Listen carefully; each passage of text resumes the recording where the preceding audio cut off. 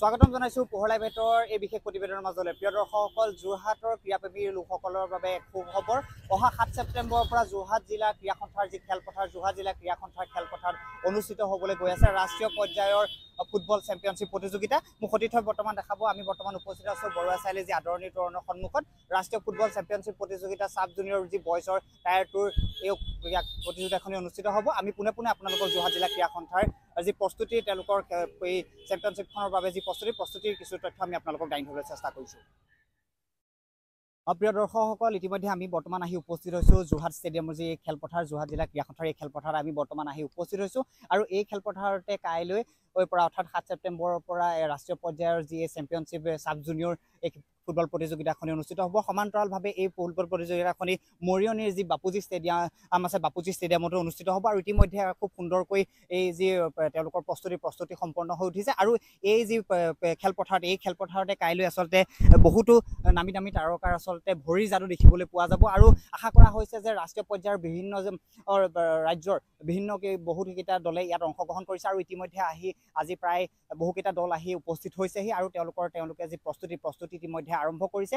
আৰু যোৰহাট জিলাবাসীয়ে যে এখন নিশ্চিতভাৱে সুন্দৰ আৰু সৰ্বাংগীন সুন্দৰ এখন ক্ৰীড়া প্ৰতিযোগিতা উপভোগ কৰিবলৈ সক্ষম হ'ব সেয়া কিন্তু নিশ্চিত। গতিকে তাৰ বাবে আপোনালোক আহিব লাগিব যোৰহাট জিলা ক্ৰীড়া সন্থাৰ খেলপথাৰলৈ, আৰু লগতে বাপুজী মৰিয়নি যি বাপুজী ষ্টেডিয়ামলৈ আপোনালোক আহিব লাগিব এখনি সৰ্বাংগ সুন্দৰ খেল উপভোগ কৰিবৰ বাবে। প্ৰিয় দৰ্শক, মোৰ লগত শান্তনু পূজাৰী ডাঙৰীয়া আছে, যোৰহাট জিলা ক্ৰীড়া সন্থাৰ সভাপতি, আৰু লগতে ৰূপজ্যোতি কৰ্মী ডাঙৰীয়া আছে। আমি আপোনাৰ পৰা পোনপ্ৰথমে জানিবলৈ চেষ্টা কৰিম, কাইলৈ এখন ৰাষ্ট্ৰীয় পৰ্যায়ৰ ফুটবল প্ৰতিযোগিতা অনুষ্ঠিত হ'ব, আপোনালোকৰ প্ৰস্তুতি কেনেদৰে আগবাঢ়িছে? আমি এইখন আচলতে আমি এইটো কাৰণে আনন্দিত আৰু গৌৰৱ অনুভৱ কৰিছোঁ যে যোৰহাট জিলাত আমি 40 বছৰৰ মূৰত এনেকুৱা এখন টুৰ্ণামেণ্ট আমি পাইছোঁ ৰাষ্ট্ৰীয় পৰ্যায়ৰ। বিশেষকৈ এইখন হ'ল সাব জুনিয়ৰ টুৰ্ণামেণ্ট AIFFৰ। ইয়াত 17খন ষ্টেটে 17খন ৰাজ্যই অংশগ্ৰহণ কৰিব। ইতিমধ্যে দলসমূহ আহি আমাৰ ইয়াত উপস্থিত হৈছেহি।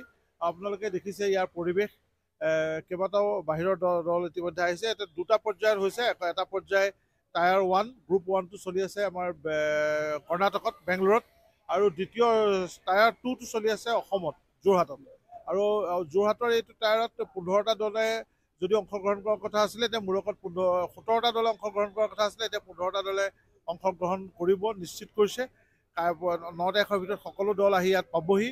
আমি যোৰহাট ষ্টেডিয়াম আৰু মৰিয়নি বাপুজী ষ্টেডিয়ামত আমাৰ ইয়াৰ খেলপথাৰ ঠিক কৰিছোঁ, ভেন্যু ঠিক কৰিছোঁ। এই দুয়োটা ভেন্যুত আমাৰ খেলসমূহ অনুষ্ঠিত হ'ব।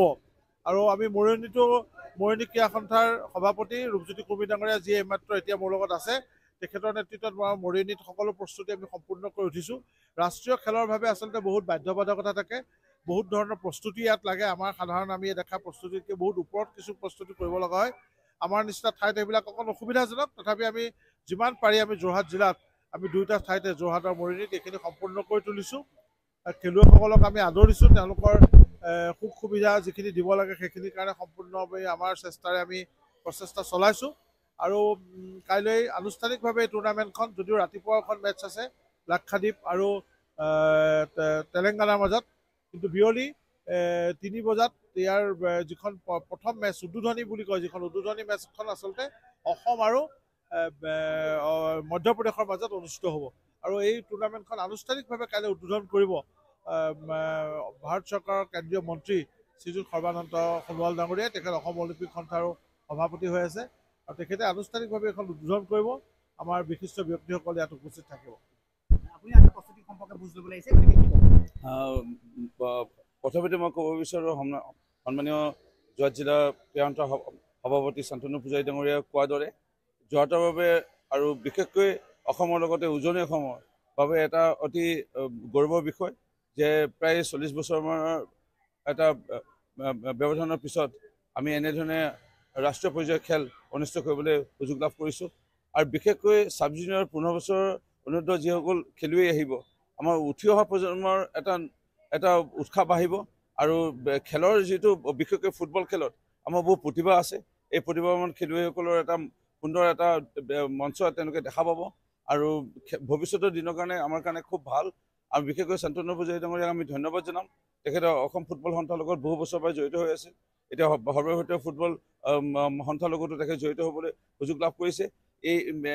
এনে এটা ক্ষণত আমি এই ফুটবলৰ লৈ পেলাই আমাৰ বহুত সম্ভাৰ বিয়াত আছে, এই সম্ভাৰসমূহ বিকাশ পাব এই খেলৰ যোগেদি। মই আনন্দিত। আৰু বিশেষকৈ মৰিয়নি আমাৰ ষ্টেডিয়ামতো দুখনমান খেল হ'ব। মই বিশেষকৈ আনন্দ আমাৰ মইনী বাপুজি ষ্টেডিয়ামটো নিৰ্বাচন কৰাৰ বাবে খেলপথাৰ হিচাপে।